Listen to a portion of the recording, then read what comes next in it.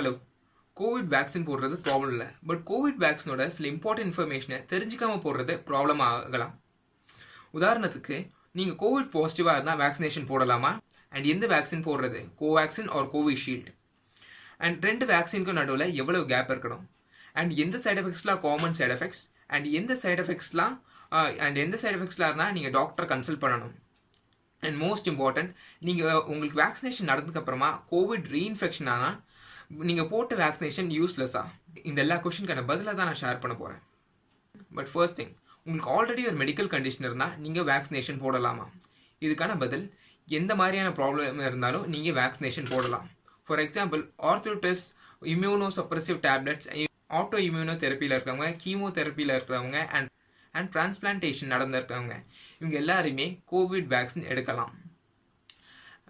Accept newborn babies, because newborn babies mothers are lactating women and they transfer antibodies, so அவங்களுக்கு தேவையில்லை. And second question, நீங்கள் Covid பாசிட்டிவாக இருந்தால் நீங்கள் vaccination எடுக்கலாமா?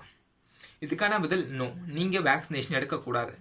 ஒன்ஸ் உங்களுக்கு கோவிட் பாசிட்டிவ்னு தெரிஞ்சிருச்சுன்னா நீங்கள் கோவிட்கான ட்ரீட்மெண்ட் எடுக்கணும். அண்ட் ஆஃப்டர் ட்ரீட்மெண்ட் நீங்கள் 3 weeks வெயிட் பண்ணி அதுக்கப்புறமா தான் நீங்கள் கோவிட் வேக்சின் போடணும். இதுக்கு முன்னாடியே நீங்கள் கோவிட் வேக்சின் போட்டிங்கன்னா அது எந்த வகையிலுமே எஃபெக்டிவாக இருக்காது. தேர்ட் கொஷின், எந்த வேக்சின் போடணும், கோவேக்சின் ஆர் கோவிஷீல்டு? இதுக்கான பதில், எந்த வேக்சின் அவைலபிளாக இருக்கோ அந்த வேக்சின் போடணும். கொஷினுக்கான மெயின் ரீசன் பயம். ஆல்ரெடி கோவிட் வேக்சின் போட்டு பிளட் கிளாட் ஆகி உயிரிழப்பு நேர்ந்ததை நம்ம எல்லாருமே நியூஸில் பார்த்துருப்போம். அண்ட் இந்த மாதிரி பிளட் கிளாட் ஆகிறதும் டெத்தும் சைடு எஃபெக்டாக இருக்கிற ஒரே வேக்சின் ஆஸ்ட்ராசெனிகா. இந்த வேக்சினில் மட்டும்தான் பிளட் கிளாட் அண்ட் டெத் அப்படிங்கிற சைடு எஃபெக்ட் இருக்குது. வேறு எந்த ஒரு வேக்சின்லேயும் இந்த மாதிரியான சைடு எஃபெக்ட் இல்லை.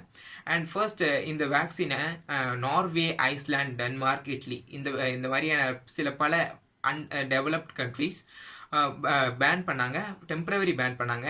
அண்ட் அவங்களுக்கு இதோட எஃபிஷியன்சி புரிஞ்சதுக்கப்புறமா அவங்க திரும்பி அன்பேன் பண்ணிட்டாங்க. இந்த வேக்சின் வந்து 94% உங்களோட இம்யூனிட்டியை பூஸ்ட் பண்ணிடுது. அண்ட் கோவிட்லேருந்து உங்களுக்கு 94% ப்ரொடெக்ஷனும் தருது. And AstraZeneca is nothing but foreign கம்பெனியில் கிரியேட் பண்ண கோவிட் வேக்சின். அண்ட் இப்போதைக்கு சீரம் இன்ஸ்டியூட் ஆஃப் இந்தியாவில் மேனுஃபேக்சர் பண்ணி நம்ம எல்லாருக்கும் கிடைக்கிற கோவிஷீல்டு. பட் இதனால யாருமே பயப்பட தேவையில்லை. பிகாஸ் 45+ ஏஜ் இருக்கிறவங்களுக்கு இந்த மாதிரி பிளட் கிளாட் இஷ்யூஸ் வரதே கிடையாது. அண்ட் பிலோ 45 இருக்கிறவங்களுக்கு இந்த மாதிரி blood clot and serious issues இருந்தால் நம்மகிட்ட ஆல்ரெடி டேட்டா இருக்குது, அதை வச்சு கண்டிப்பாக காப்பாற்றிடலாம்.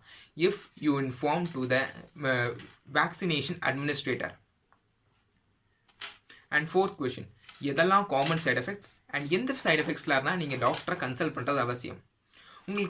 உங்களுக்கு ஃபர்ஸ்ட் டோசேஜ் கிடச்சதுக்கப்புறமா உங்களுக்கு வேக்சினேஷன் போட்ட இடத்துல ரெட்னஸ் இருக்கும் அண்ட் ஸ்வெல்லிங், அதாவது வீக்கம் இருக்கும், அண்ட் கொஞ்சம் பெயின் இருக்கும், அண்ட் சில நேரத்தில் ஜுரமும் இருக்கிறதுக்கான வாய்ப்புகள் இருக்குது.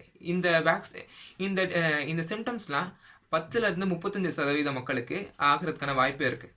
இதெல்லாம் காமன் சைட் எஃபெக்ட்ஸ். இதை தவிர இருக்க மற்ற சைட் எஃபெக்ட்ஸ், சில பேருக்கு ஹார்ட் பீட் ஃபாஸ்ட் ஆகலாம், சில பேருக்கு இதனால் மூச்சு திணறல் இருக்கலாம், சில பேருக்கு சிவியர் அலர்ஜிஸ் இருக்கலாம், அண்ட் சில பேருக்கு immediate allergies. Immediate means within 4 hours. இந்த மாதிரியான சில டேஞ்சரஸான சைட் எஃபெக்ட்ஸ் இருந்தால் உங்களோட வேக்சினேஷன் அட்மினிஸ்ட்ரேட்டர்கிட்ட இன்ஃபார்ம் பண்ணணும், இல்லைனா டாக்டரை கன்சல்ட் பண்ணணும். அவங்க சொல்கிற கைட்லைன்ஸை ஃபாலோ பண்ணுங்கள் and you will be safe. And fifth question, ரெண்டு வேக்சினேஷனுக்கும் நடுவில் எவ்வளவு கேப் இருக்கணும்? ஃபார் கோவேக்சின் உங்களுக்கு 4 weeks டைம் இன்டர்வல் இருக்கணும். அண்ட் கோவிஷீல்டு உங்களுக்கு 12 weeks டைம் இன்டர்வல் இருக்கணும். இந்த கேப் எவ்வளவு அதிகமாக இருக்கும் அவ்வளவு நல்லது. And more then for 6 months உங்களோட இம்யூனிட்டி வந்து 80% வரைக்கும் பூஸ்ட் ஆகி தான் இருக்கும். அதனால் ஃபர்ஸ்ட் டோசேஜ் கிடச்சதுக்கப்புறமா இமீடியட்டாக செகண்ட் டோசேஜ் போடுன்னு சொல்லி யாருமே அவசரப்பட தேவையில்லை. நீங்கள் மோர் தென் 6 months வரைக்கும் வெயிட் பண்ணலாம். WHO இந்த இன்ஃபர்மேஷனை சொல்லியிருக்காங்க. So don't panic. And most important question, once உங்களுக்கு வேக்சினேஷன் கிடச்சிருச்சு, பட் அதுக்கப்புறம் உங்களுக்கு கோவிட் ரீஇன்ஃபெக்ஷன் ஆச்சுன்னா உங்களுக்கு போடப்பட்ட கோவிட் வேக்சின் யூஸ்லெஸ்னு அர்த்தமா? இதுக்கான பதில் கண்டிப்பாக இல்லை. வேக்சினேஷன் உங்களோட உடம்புல திரும்பியும் கோவிட் வராது அப்படிங்கிற கேரண்டி எடுக்கிறது கிடையாது.